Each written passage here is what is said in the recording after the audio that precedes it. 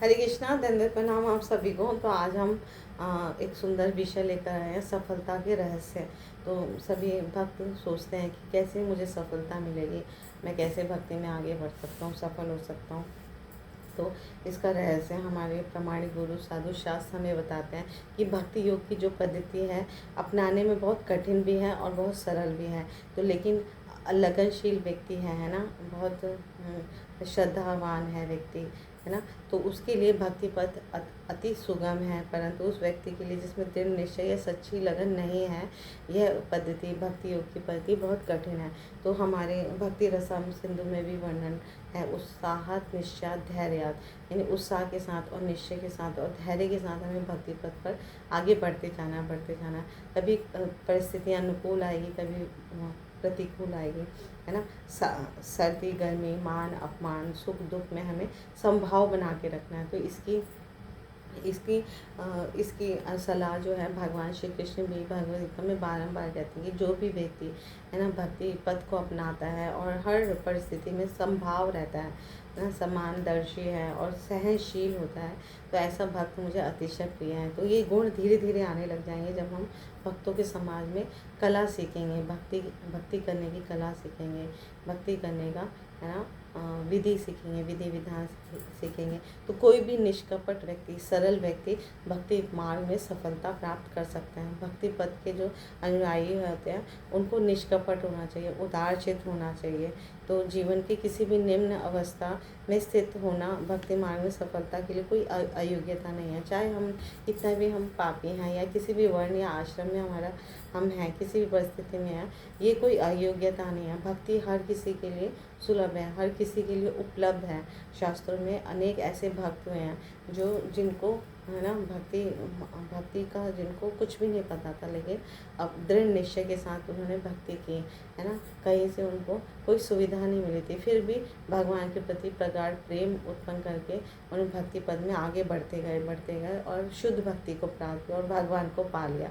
तो इतिहास में हम देखेंगे ऐसे अनेकों भक्तों की जीवन गाथा से हमें प्रेरणा लेनी चाहिए कि हमें भी भगवान मिलेंगे, भक्ति में सफलता मिलके रहेगी। तो दृढ़ श्रद्धा विश्वास निश्चय के साथ जब हम भक्ति करेंगे तो हमारी सफलता ध्रुव है। इसके लिए भगवद गीता में भी भगवान बारंबार कहते हैं ऐसे भक्तों को कि सफलता दृढ़ है, ध्रुव है, जो मेरे प्रति पूर्ण रूप से शरणागत हो जाते हैं, है ना, हर तरह से निरंतर मेरे बारे में चिंतन करते हैं, मुझे प्रणाम करते हैं, मेरा पूजन करते हैं। तो इस तरह से चाहे कोई ब्राह्मण हो, क्षत्रिय, वैश्य, शूद्र या किसी भी वर्णाश्रम में भक्ति बनने के लिए वांछित योग्यता यही है कि वो उदार है, निष्कपट है और स्पष्टवादी है।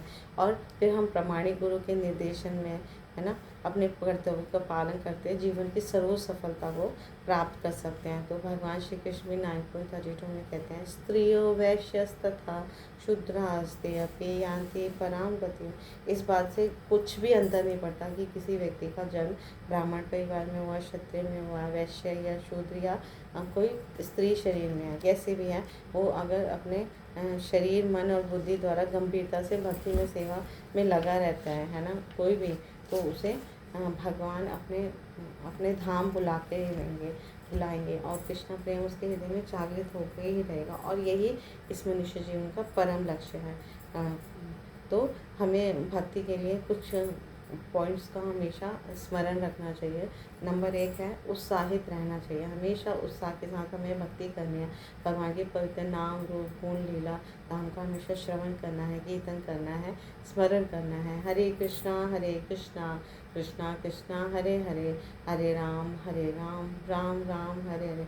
तो इस तरह से धीरे धीरे जब हम 24 घंटे भगवान की प्रसन्नता के लिए कार्यरत रहेंगे, प्रयासरत रहेंगे, उत्साह के साथ भक्ति करेंगे, भक्ति के साधनों को अपनाएंगे, तो हमें सफलता मिलती रहेगी। नंबर 2, सफलता के बारे में विश्वस्त रहेंगे। तो हम अपने प्रामाणिक गुरु के श्रीमुख से जब सुनेंगे हमेशा, है ना, शास्त्रों का अध्ययन करेंगे, तो हमारा ये विश्वास और प्रगाढ़ हो जाएगा कि हम भक्ति में हम सफल होंगे, इस जीवन में हम सफल होंगे, इस मनुष्य जीवन का परम लक्ष्य हमें प्राप्त होकर ही रहेगा। और नंबर 3 है पाप निरोधक 4 नियमों का पालन हमें करना ही चाहिए।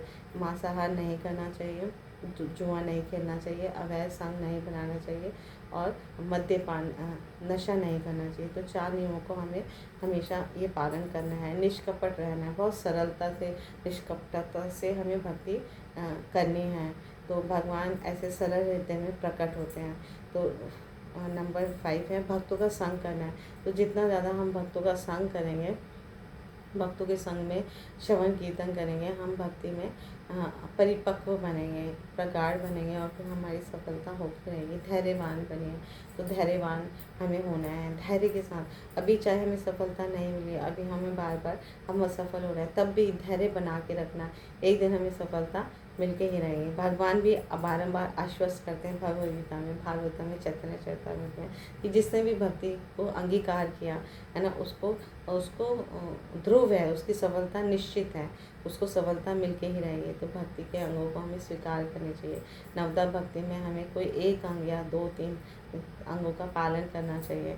इस तरह से हम और धैर्य बना के रखना चाहिए और विषादग्रस्त नहीं होना हमें। कभी हमारे जीवन में उतार चढ़ाव आते हैं, विपरीत परिस्थितियाँ आती हैं, तब भी हमें दुखी नहीं होना, क्योंकि एक भक्त का हमेशा ये सोच होता है, अवश्य रक्षिबे कृष्णा विश्वास इति पालम। हर परिस्थिति में भगवान कृष्ण मेरी रक्षा करेंगे, इस विश्वास के साथ वो भक्ति करता रहता है, तो कभी विषादग्रस्त नहीं होता। तो यदि हम ऐसा करते हैं तो भगवान श्री कृष्ण हमें अवश्य सहायता देंगे, सहायता प्रदान करेंगे या सहायता करेंगे। स्वयं सहायता करने आते हैं भगवान भक्तों के, शुद्ध भक्तों के, है ना। बहुत सारे हम जीवन चरित्र में पढ़ते हैं। तो भगवान हमेशा रक्षा करते हैं, अपने भक्तों का पालन करते हैं। तो इस तरह से हम अपने जीवन को भक्ति में बनाकर इस जीवन में सफलता प्राप्त करेंगे। यही सफलता का रहस्य है। Thank you so much. Guru Maharaj की जय, श्री प्रभुपाद की जय, आप सब भक्तों की जय।